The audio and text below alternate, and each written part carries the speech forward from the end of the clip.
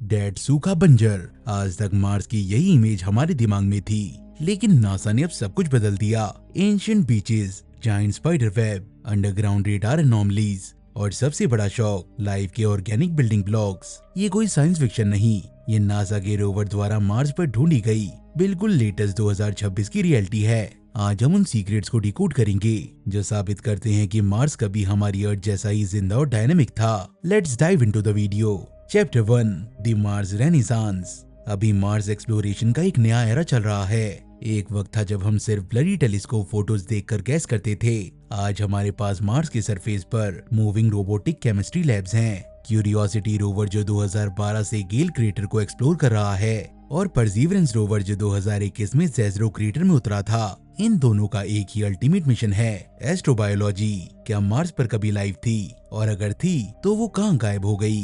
आपको लग सकता है कि रोवर्स का काम सिर्फ रॉक्स को कलेक्ट करना और उनकी फोटो खींचना है, लेकिन रियलिटी में ये चलते फिरते साइंटिफिक मार्वल्स हैं। परसीवरेंस के पास अपना सुपर कैम है जो दूर से ही लेजर फायर करके रॉक्स के अंदर का केमिकल मेकअप पढ़ सकता है, और क्यूरियोसिटी के पास है सैंपल एनालिसिस एट मास इंस्ट्रूमेंट, जो रॉक्स को ब्रेक करके उनके डीपली हिडन ऑर्गेनिक सीक्रेट को बाहर निकालता है। पिछले कुछ सालों में इन मशीन्स ने ऐसा डाटा भेजा जिसने हमारी प्लेनेटरी साइंस की समझ को हिलाकर रख दिया। चलिए शुरुआत करते हैं उस डिस्कवरी से जिसने प्रूव किया कि मार्स में सच में बीच एग्जिस्ट करते थे। Perseverance at Jezero, the ancient shore line. Jezero crater NASA के लिए हमेशा से एक प्राइम टारगेट था, पर ऐसा क्यों? क्योंकि स्पेस से ये एक ड्राइड अप लेक बेड जैसा दिखता था, लेकिन थ्योरी और एक्चुअल प्रूफ में जमीन आसमान का फर्क होता है।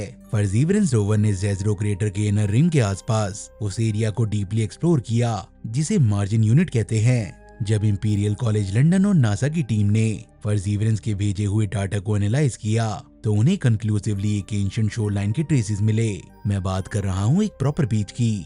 रिसर्चर्स को डिस्टिंक्टली लेयर्ड सैंडस्टोन्स मिले। इन पत्थरों के अंदर ओलिविन और कार्बोनेट की गोल रेत के दाने जितने बड़े ग्रेन्स थे। अर्थ की जियोलॉजी के हिसाब से ऐसे राउंडेड ग्रेन और लेयर्ड स्ट्रक्चर तभी बनते हैं जब कंटिन्यूअस पानी की वेव्स उन्हें हिट करती हैं। इसका मतलब है कि जेज़रो क्रेटर सिर्फ एक थमी हुई पानी की झील नहीं थी, वहाँ वेव्स, टाइड्स और एक डायनामिक एनवायरनमेंट था। अगर हम अर्थ के पास को देखें, अरबों साल पहले जब हमारी जमीन पर पहली बार सिंगल सेल्ड ऑर्गेनिज्म बन रहे थे तो कंडीशन कुछ ऐसी थी। Shallow warm water, mineral rich rocks और एक एक्टिव केमिकल एनवायरनमेंट। परसीवरेंस ने मार्स पर एग्जैक्ट वही क्रेडल ऑफ लाइफ एनवायरनमेंट दिखाया है, दी सब सरफेस सीक्रेट, रिमफैक्स रेडार रिविलेशन। लेकिन परसीवरेंस सिर्फ सरफेस पर नहीं देख रहा है, उसके पास एक इंस्ट्रूमेंट है जिसका नाम है रिमफैक्स, रेडार इमेजर फॉर मार्स सब सरफेस एक्सपेरिमेंट। ये इंस्ट्रूमेंट ग्राउंड पेनिट्रेटिंग रेडार का यूज करता है जमीन के 20 मीटर नीचे तक देखने के लिए। और साल 2025 से 2026 के बीच रिमफैक्स ने जो अंडरग्राउंड मैप बनाया उसने प्लैनेटरी साइंटिस्ट के होश उड़ा दिए। रिमफैक्स डाटा ने रिवील किया कि जेज़रो क्रेटर का फर्श सिर्फ एक फ्लैट रॉक नहीं है, उसके नीचे सेडिमेंट्री लेयर्स हैं, मतलब मिट्टी और पत्थर के वो लेयर जो धीरे धीरे सेटल हुए थे। ये लेयर बिल्कुल वैसे ही हैं जैसे अर्थ पर किसी एंशिएंट रिवर डेल्टा या लेक के नीचे मिलते हैं। ये प्रूव है कि पानी वहाँ कुछ सालों के लिए नहीं बल्कि हजारों लाखों सालों तक रुका था, जिसने उन सेडिमेंट्स को परफेक्ट लेयर में जमा किया। ये अंडरग्राउंड रिकॉर्ड मार्स के वेदर हिस्ट्री की एक ऐसी किताब है जिसे हम पहली बार पढ़ रहे हैं, the massive watermark and Mars climate collapse. तो पानी वहाँ था ये तो तय हो गया, लेकिन कितना पानी और उस पानी का प्लेनेट पर क्या असर हुआ? एलिस क्लीव और उनकी टीम ने परसीवरेंस के सुपर कैम डाटा से एक एस्टोनिशिंग पैटर्न को नोटिस किया। रोवर ने क्रेटर फ्लोर और डेल्टा के अलग अलग हिस्सों से रॉक सैंपल को एनालाइज किया। भले इन रॉक्स का ओरिजिन अलग था, कुछ इग्नियस थे तो कुछ सेडिमेंट्री, पर उन सब में एक चीज कॉमन थी, उन सब में आइडेंटिकल मिनरल फिंगरप्रिंट थे, आयरन और मैग्नीशियम रिच कार्बोनेट और हाइड्रेट सिलिका। पर ये मिनरल तो लिक्विड के बिना फॉर्म ही नहीं हो सकते। इसका मतलब है पानी ने मार्स के सरफेस के एक बहुत बड़े हिस्से को केमिकली ऑल्टर किया था। पर इस खोज में एक डार्क टेरिफाइंग ट्विस्ट छुपा है। ये कार्बोनेट कुछ रॉक में उनके टोटल वेट का 16% तक है। कार्बोनेट तब बनते हैं जब रॉक कार्बन डाइऑक्साइड और पानी के साथ रिएक्ट करता है। अगर मार्स के रॉक में इस मैसिव स्केल पर कार्बोनेट हुए तो इसका सीधा सा मतलब है कि मार्स ने अपने एटमॉस्फेयर से मैसिव अमाउंट ऑफ CO2 खींचकर इन पत्थरों में परमानेंटली लॉक कर दिया। CO2 एक ग्रीन हाउस गैस है जो प्लेनेट को गर्म रखती है। जब मार्स ने अपने ही ब्लैंकेट को पत्थर में ट्रैप कर दिया तो उसका टेम्परेचर तेजी से ड्रॉप होने लगा। प्लेनेट का मैग्नेटिक फील्ड तो पहले से ही वीक हो चुका था और सोलर विंड बचे हुए एटमॉस्फेयर को उड़ा ले गई। ये वो डेडली रिएक्शन हो सकती है जिसने मार्स को एक हैबिटेबल वार्म वर्ल्ड से आज के ठंडे और रेडिएशन से भरे वेस्टलैंड में ट्रांसफॉर्म कर दिया। तो दोस्तों, ये थी एक प्लेनेट की स्लो पेनफुल डेथ, वो भी अपनी ही जियोलॉजी के हाथों। The legacy of ingenuity, the fallen scout. दोस्तों, हमने रोवर की बात की, लेकिन हम मार्स के उस छोटे से हीरो को कैसे भूल सकते हैं जिसने एविएशन हिस्ट्री को हमेशा के लिए बदल कर रख दिया। नासा का इंजेन्युइटी हेलीकॉप्टर। इसे ओरिजिनली सिर्फ 5 टेस्ट फ्लाइट के लिए डिजाइन किया गया था, लेकिन इसने क्या किया, इसने 72 फ्लाइट्स कंप्लीट की। इंजेन्युइटी परसीवरेंस रोवर का एरियल स्काउट बन गया। ये उन एरियाज में उड़कर गया जहां रोवर अपने पहियों के साथ कभी नहीं जा सकते थे। लेकिन जनवरी 2024 की अपनी 72वीं फ्लाइट के दौरान जब ये वेलिनोर हिल्स नाम की जगह पर लैंड कर रहा था, इसका रोटर ब्लेड मार्स के हार्श टेरेन से टकराकर टूट गया। इंजेन्युइटी अब कभी उड़ नहीं पाएगा, वो वहाँ परमानेंटली ग्राउंडेड है, लेकिन अपने पीछे वो हजारों हाई रेजोल्यूशन इमेजेस और डाटा का एक ऐसा खजाना छोड़ गया जिसे साइंटिस्ट 2026 में आज भी एनालाइज कर रहे हैं। इस छोटे से ड्रोन ने प्रूव कर दिया कि मार्स की पतले एटमॉस्फेयर में कंट्रोल फ्लाइट पॉसिबल है, जिसने आने वाले फ्यूचर मिशन जैसे टाइटन पर जाने वाले ड्रैगन फ्लाई मिशन का रास्ता साफ कर दिया। Curiosity, giant spider web, the boxwork formation. अब चलते हैं जेज़रो क्रेटर से हजारों किलोमीटर दूर गेल क्रेटर में। यहाँ हमारा veteran rover curiosity mount sharp नाम के एक विशाल पहाड़ पर मौजूद है। इस मशीन को 13 साल से ज्यादा हो गए, पर इसकी लेटेस्ट ऑब्जर्वेशन अभी भी ग्राउंड ब्रेकिंग है। क्यूरियोसिटी को हाल ही में पहाड़ की ऊंचाई पर अजीब स्पाइडर वेब जैसे फॉर्मेशन मिली हैं। इन्हें जियोलॉजिकल टर्म्स में बॉक्सवर्क कहा जाता है। ऑर्बिट से ये पैटर्न छोटे लगते, लेकिन ग्राउंड लेवल पर ये 1 से 2 मीटर ऊंचे रिजेस हैं जो मीलों तक फैले हुए हैं। बिलियंस ऑफ ईयर्स पहले जब मार्स का सरफेस ड्राई आउट हो रहा था, तब जमीन के नीचे बेडरॉक के फ्रैक्चर में खनिज से भरपूर लिक्विड वाटर फ्लो कर रहा था। पानी सूखने के बाद मिनरल्स हार्ड हो गए, और जब आसपास के नरम पत्थर हवा से इरोड हुए तो सिर्फ ये स्पाइडर वेब स्ट्रक्चर बचे रह गए। सबसे हैरान करने वाली बात तो ये है कि ये माउंट शार्प पर बहुत ऊंचाई पर मिले हैं। इसका मतलब मार्स का अंडरग्राउंड वाटर लेवल बहुत हाई था, और सरफेस के सूखने के बाद भी डीप अंडरग्राउंड लाइफ के पास सरवाइव करने के लिए एक लंबा वक्त था। The methane breath of Mars. Curiosity ने एक और ऐसा राज खोला है जिसका जवाब अभी तक नासा के पास नहीं है। मार्स की मीथेन ब्रीथ। अर्थ पर मीथेन का मेजर सोर्स बायोलॉजिकल होता है, यानी लिविंग ऑर्गेनिज्म, माइक्रोब्स या फिर decaying organic matter. Curiosity rover ने अपने ट्यूनेबल लेजर स्पेक्ट्रोमीटर का यूज करके मार्स के एटमॉस्फेयर में मीथेन को बार बार डिटेक्ट किया। और सबसे अजीब बात, ये मीथेन लेवल मार्शियन सीजन के हिसाब से अप डाउन हो रहे थे। स्प्रिंग और समर में मीथेन स्पाइक बढ़ जाते हैं और विंटर में ड्रॉप हो जाते हैं। ये कुछ ऐसा ही है जैसे मार्स सांस ले रहा हो। क्या ये अंडरग्राउंड छुपे बैठे किसी माइक्रोबियल लाइफ का वेस्ट प्रोडक्ट है जो गर्मी आने पर एक्टिव हो जाता है, या फिर ये सिर्फ एक जियोलॉजिकल प्रोसेस है जहां अंडरग्राउंड पानी और रॉक्स रिएक्ट करके गैस रिलीज कर रही हैं। 2026 में भी मीथेन की मिस्ट्री नासा की टॉप साइंटिस्ट के लिए एक मैसिव पजल बनी हुई है। अगर ये बायोलॉजिकल निकला तो ये ह्यूमन हिस्ट्री की सबसे बड़ी डिस्कवरी होगी। The building blocks of life, DNA linked Organics. अब आते हैं इस वीडियो के सबसे एक्सक्लूसिव हिस्से पर। Did life actually exist on Mars? इसका अल्टीमेट जवाब हम ऑर्गेनिक्स में ढूंढते हैं। क्यूरियोसिटी रोवर के अंदर सैम इंस्ट्रूमेंट ने मार्शियन पत्थरों को टेस्ट किया। साइंटिस्ट ने TMAH नाम के एक स्पेशल लिमिटेड केमिकल का यूज करके लार्जर ऑर्गेनिक मॉलिक्यूल्स को ब्रेक डाउन किया। क्यूरियोसिटी ने 20 से ज्यादा अलग अलग कॉम्प्लेक्स केमिकल्स ढूंढ निकाले।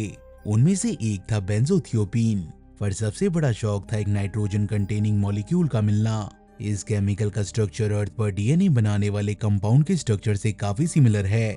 मार्स पर इस तरह की complex DNA link building blocks का मिलना एक मॉन्यूमेंटल इवेंट है। इसके अलावा लॉन्ग चेन ऑर्गेनिक मॉलिक्यूल जैसे डीकेन, अनडीकेन और डोडीकेन भी मिले हैं, जो शायद पुराने फैटी एसिड के फ्रेगमेंट हो सकते हैं। नासा पूरी तरीके से कॉशन मेंटेन कर रहा है। ये मॉलिक्यूल मीटिरॉइड से भी आ सकते हैं, लेकिन एक बात 100% तय है, 3.5 बिलियन साल पुराने मार्स का एनवायरनमेंट कंप्लीटली बायोलॉजिकली वायबल था। उस मिट्टी में इतनी ताकत थी कि वो लाइफ को सपोर्ट करे और उन ऑर्गेनिक सिग्नेचर्स को सहेज के रखे। The Atacama incident, man versus Martian rock. Mars पर रिसर्च करना कोई वीडियो गेम नहीं, ये रियल टाइम ट्रबल शूटिंग की फाइट है। अप्रैल 2026 में क्यूरियोसिटी के साथ एक इंसिडेंट हुआ जिसे नासा ने द एटकामा इंसिडेंट का नाम दिया। क्यूरियोसिटी ने रॉक से सैंपल निकालने के लिए ड्रिल किया, पर जब रोबोटिक आर्म वापस आई तो पूरे 13 किलो का पत्थर ड्रिल के साथ फंसकर जमीन से उखड़ गया। इंजीनियर्स पैनिक मोड में आ गए। मार्स की ग्रेविटी अर्थ की 1/3 है, इसीलिए वजन कम था, पर फिर भी आर्म के डैमेज होने का पूरा खतरा था। नासा के इंजीनियर्स ने कई दिनों तक आर्म को रिपोजिशन करके और जेंटली वाइब्रेट करके जिद्दी पत्थर को गिराने की कोशिश की। आखिरकार लगातार कोशिश के बाद ये पत्थर अलग होकर जमीन पर गिरा और टूट गया। लेकिन ये इंसिडेंट हमें याद दिलाता है कि चाहे हमारी मशीन कितनी भी एडवांस हो, मार्शियन टेरेन हमेशा अनप्रेडिक्टेबल रहेगी। Human survival and preparing for the red planet. इन रोवर्स का काम सिर्फ पास्ट को समझना नहीं, इनका काम फ्यूचर को सिक्योर करना भी है। अगर इंसान को मार्स पर जाना है, वहाँ की ब्रूटल लिमिट्स को सरवाइव करना है, तो हमें मार्स को अपना दोस्त बनाना होगा। और यहीं पर परसिवरेंस का छोटा सा बॉक्स, जिसका नाम है MOXIE, Mars oxygen institute resource utilisation experiment, game changer साबित हुआ है। मॉक्सी ने वो किया जो पहले सिर्फ साईफाई मूवीज में होता था। इसने मार्स के पतले टॉक्सिक कार्बन डाइऑक्साइड से भरे एटमॉस्फेयर को सक किया और उसमें से ब्रीथेबल ऑक्सीजन बनाई। अपने रन के दौरान मॉक्सी ने टोटल 122 ग्राम ऑक्सीजन प्रोड्यूस की, जो एक छोटे से कुत्ते के लिए 10 घंटे तक सांस लेने के लिए काफी है। ये ह्यूमन एक्सप्लोरेशन के लिए सबसे क्रिटिकल प्रूफ ऑफ कॉन्सेप्ट था। इंसान अपने 7 सालों की ऑक्सीजन स्पेस में कैरी नहीं कर सकता, उन्हें ऑक्सीजन मार्स पर ही बनानी पड़ेगी, सिर्फ सांस लेने के लिए नहीं, बल्कि रॉकेट फ्यूल बनाने के लिए, ताकि वो अर्थ पर वापस आ सकें। रोवर्स के रेडार डाटा, रेडिएशन मैपिंग और ऑक्सीजन जनरेशन ने ह्यूमंस को मार्स तक पहुंचने और वहां जिंदा रहने के सपने को रियलिटी के एक कदम और पास ला दिया। The ultimate verdict, Mars sample return. तो इन सारी जॉ ड्रॉपिंग डिस्कवरीज का फाइनल कंक्लूजन क्या है? परसिवरेंस के एंशिएंट बीचेस, क्यूरियोसिटी के ऑर्गेनिक मॉलिक्यूल और जायंट स्पाइडर वेब, ये सब क्लियर इंडिकेटर है कि मार्स एक डीपली हैबिटेबल डायनामिक प्लेनेट था। पर क्या सच में वहां पास्ट लाइफ माइक्रोब्स रहते थे? इस सवाल का final undeniable proof in rovers के इंस्ट्रूमेंट अकेले नहीं दे सकते। इसका आंसर तब मिलेगा जब परसिवरेंस द्वारा पैक किए गए ये टाइटेनियम सैंपल ट्यूब अर्थ पर वापस आएंगे। मार्स सैंपल रिटर्न मिशन के जरिए जब ये एक्स्ट्रा टेरेस्ट्रियल मिट्टी अर्थ की अल्ट्रा एडवांस लैब फैसिलिटीज में आएंगी, तब साइंटिस्ट इन्हें एटम बाय एटम एनालाइज करेंगे। हम ह्यूमन हिस्ट्री के उस एब्सोल्यूट पिनैकल पर खड़े हैं जहां हमें अपने सबसे बड़े सवाल का जवाब मिलने वाला है, are we alone in the universe? Mars का लेटेस्ट डाटा जोर जोर से चिल्लाकर कह रहा है कि लाइफ की बेसिक केमिस्ट्री इस यूनिवर्स में रेयर नहीं है। अगर हमारे अपने सोलर सिस्टम के नेक्स्ट डोर नेबर पर लाइफ के बिल्डिंग ब्लॉक्स बन सकते हैं, तो सोचिए इस अनंत कॉस्मोस में, उन अनंत एक्सोप्लैनेट और गैलेक्सीज में क्या क्या छुपा होगा। Is their life on Mars right now? हमने एंशिएंट लेक, ड्राइड बीचेस और बिलियंस ऑफ ईयर्स पुराने डीएनए लाइक मॉलिक्यूल्स की बात तो कर ली, लेकिन अब आते हैं सबसे बड़ी रियलिटी पर। क्या आज अभी मार्स पर कोई लाइफ फॉर्म जिंदा हो सकती है? क्या हम आने वाले सालों में किसी मार्शियन से फेस टू फेस मिलने वाले हैं? अगर हम मार्स के सरफेस को देखें तो वहाँ लाइफ का बचना नेक्स्ट टू इम्पॉसिबल है। वहाँ कोई प्रोटेक्टिव मैग्नेटिक फील्ड नहीं है, जिसका मतलब है सन की डेडली अल्ट्रावायलेट और कॉस्मिक रेडिएशन सरफेस को लगातार स्टेरलाइज करती रहती है। और वहाँ का एवरेज टेम्परेचर -62 डिग्री सेल्सियस है, और साथ ही प्रेशर इतना कम कि लिक्विड वाटर इंस्टेंटली इवेपोरेट हो जाएगा। सरफेस पर लाइफ के लिए एक हेलिश वेस्टलैंड है, लेकिन साइंटिस्ट का मानना है कि असली खेल सरफेस के नीचे चल रहा है। सरफेस के कुछ मीटर नीचे का एनवायरनमेंट बिल्कुल अलग है। जमीन की मोटी लेयर डेडली रेडिएशन को ब्लॉक कर देती है, और डीप अंडरग्राउंड प्लेनेट की इंटरनल हीट की वजह से टेम्परेचर इतना बढ़ जाता है कि वहाँ लिक्विड वाटर पॉकेट के रूप में एग्जिस्ट कर सकता है। अर्थ पर हमने देखा है कि एक्सट्रीमोफाइल नाम के बैक्टीरिया बिना सनलाइट और बिना ऑक्सीजन के डीप अंडरग्राउंड रॉक्स और हाइड्रोथर्मल वेंट्स में आराम से थ्राइव करते हैं। उन्हें सिर्फ 2 चीजें चाहिए, लिक्विड वाटर और केमिकल एनर्जी। मार्स पर क्यूरियोसिटी द्वारा ढूंढी गई सीजनल मीथेन गैस इसका एक बहुत बड़ा हिंट हो सकती है। मीथेन का हर साल गर्मियों में बढ़ना और ठंड में घटना ये दर्शाता है कि जमीन के नीचे मिथोजेनिक माइक्रोब्स एक्टिव हैं, जो सीजनल शिफ्ट पर रिस्पॉन्ड कर रही हैं। इसके अलावा मार्स पर परक्लोरेट सॉल्ट मिले, जो पानी को बहुत ठंडे फ्रीजिंग पॉइंट पर भी लिक्विड स्टेट में रख सकते हैं। अगर मार्स पर आज भी लाइफ है, तो वो सरफेस पर चलते फिरते एलियन क्रिएचर के रूप में नहीं, बल्कि जमीन के गहरे अंधेरे में छुपे माइक्रोस्कोपिक सिंगल सेल लाइफ के रूप में होगी। आने वाले मिशन अब इसी कॉन्सेप्ट पर काम कर रही हैं। यूरोपियन स्पेस एजेंसी का ExoMars Rosalind Franklin rover Mars के सरफेस को 2 मीटर तक ड्रिल करने के लिए डिजाइन किया गया है ताकि रेडिएशन फ्री मिट्टी को डायरेक्टली एनालाइज किया जा सके। हम बिल्कुल उस थ्रेशोल्ड पर खड़े हैं जहां हमें मार्स पर पास्ट लाइफ के फॉसिल ही नहीं बल्कि एक एक्टिव लिविंग अंडरग्राउंड इकोसिस्टम मिल सकता है। और अगर ऐसा हुआ तो ये इंसानियत के इतिहास की सबसे बड़ी खोज होगी। आपको क्या लगता है, क्या मार्स की मिट्टी में पास्ट लाइफ के फॉसिल दबे हुए हैं या ये मीथेन और ऑर्गेनिक सिर्फ एक डेड प्लेनेट की कॉम्प्लिकेटेड केमिस्ट्री है? मुझे अपने व्यूज कमेंट्स में जरूर बताएं। अगर आपको ये वीडियो पसंद आई तो उसे एक लाइक करें, अपने दोस्तों के साथ शेयर करें और ऐसे ही स्पेस साइंस की मिस्टीरियस वीडियो देखने के लिए हमारे चैनल को सब्सक्राइब करें। मैं मिलता हूँ आपसे अगली वीडियो में, तब तक के लिए आसमान में देखते रहिए और सोचते रहिए। I'll see you in the next one.